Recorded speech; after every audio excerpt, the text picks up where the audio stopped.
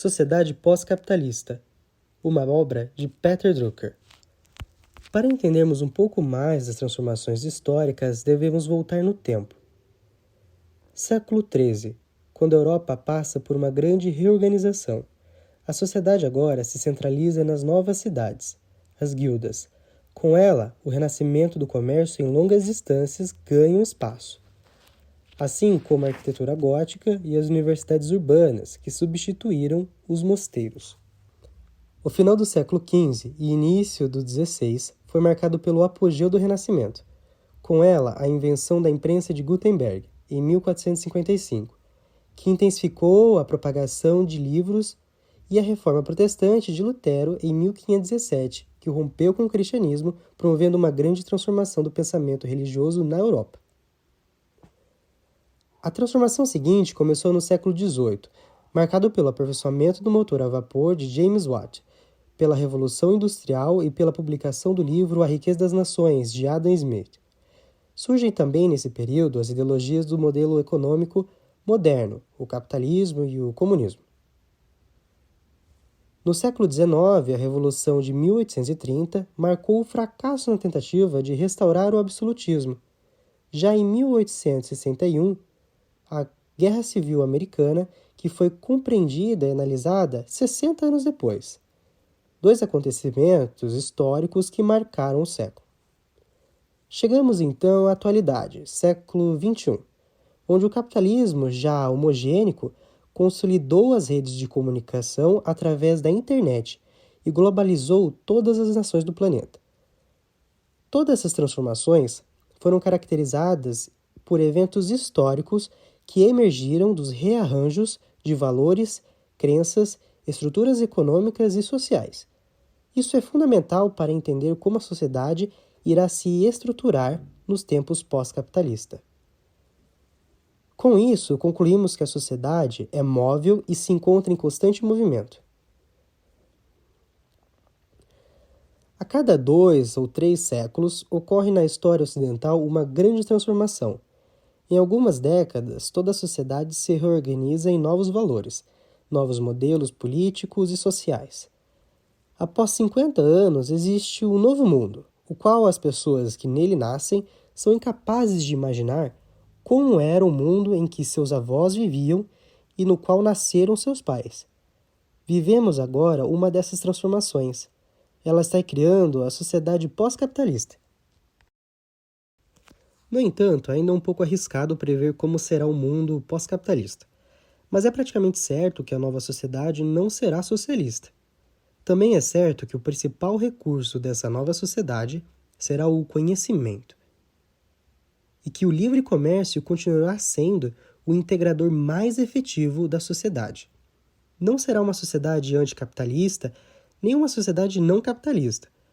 Algumas instituições do capitalismo sobreviverão, embora algumas, como os bancos, possam assumir funções diferentes. Entretanto, a sociedade será formada por novas configurações de classe. Seguindo os conceitos de Karl Marx, a sociedade era dominada por 2 classes sociais: os proletários, que eram alienados, explorados e dependentes, e os capitalistas, que possuíam e controlavam os meios de produção. Nessa nova sociedade, essa configuração muda. Ao invés de capitalistas e proletários, as classes da sociedade pós-capitalista são os trabalhadores do conhecimento e os trabalhadores em serviços. Para entendermos melhor essas mudanças, vamos entender como a sociedade passará a se reorganizar. A mudança é estrutural e estará baseada na produtividade e na inovação. Com isso, as dinâmicas sociais e econômicas também mudam, assim como as novas classes sociais passam a assumirem novos problemas. Na sociedade pós-capitalista, os meios de produção deixam de ser o capital, recursos naturais e mão de obra, pois passa a ser agora o conhecimento. Isso acontece também com a riqueza, que deixa de ser o investimento para os usos produtivos na mão de obra, pois agora seu valor é tomado pela produtividade e inovação através da aplicação do conhecimento no trabalho. Vejamos as funções das novas classes na divisão social. Os trabalhadores do conhecimento deixam de ser apenas uma fonte de investimento, pois se tornam gestores na alocação do conhecimento, assim como os capitalistas alocavam o capital. São esses os únicos proprietários reais, pois esses trabalhadores possuirão tanto dos meios de produção como as ferramentas de produção. Isso porque os trabalhadores do conhecimento possuem o próprio conhecimento e podem levá-lo consigo aonde for. Portanto, o desafio econômico da sociedade pós-capitalista será a produtividade do trabalho com conhecimento, pois ela é resultado do conhecimento aplicado. Os trabalhadores em serviço serão a maioria responsável por aplicarem o conhecimento. Esses trabalhadores carecem da educação necessária para gerir o conhecimento, implicando nos desafios sociais em combater a desigualdade que tange a dignidade desses trabalhadores. O ciclo da sociedade pós-capitalista se baseia em gerir o conhecimento para melhor aplicá-lo, aumentando assim a produtividade. Vamos falar agora do papel do Estado nessa sociedade.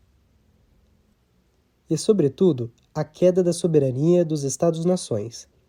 Se a queda do Muro de Berlim, em 1989, foi o evento que simbolizou a queda do marxismo e do comunismo, a coalizão transnacional contra a invasão do Kuwait pelo Iraque, em 1990, marcou o fim do Estado soberano como um ator principal e único no palco político.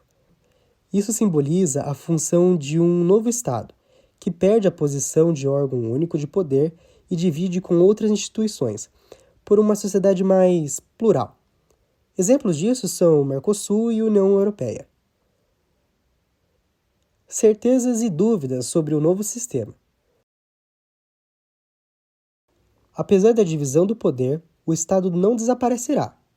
Então, o que continuará sendo o poder do Estado? O que será interesse comum entre nações? Quais serão as ações realizadas dentro dos Estados por outras instituições? Ainda há dúvidas quanto às respostas para essas perguntas. Mas uma coisa é certa, o pós-capitalismo é transitório.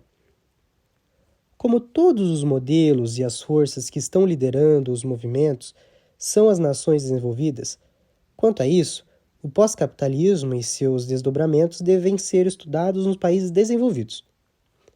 Sendo assim, podemos concluir que nenhuma visão de mundo e modelos são fixos. O mundo está constantemente em transformação.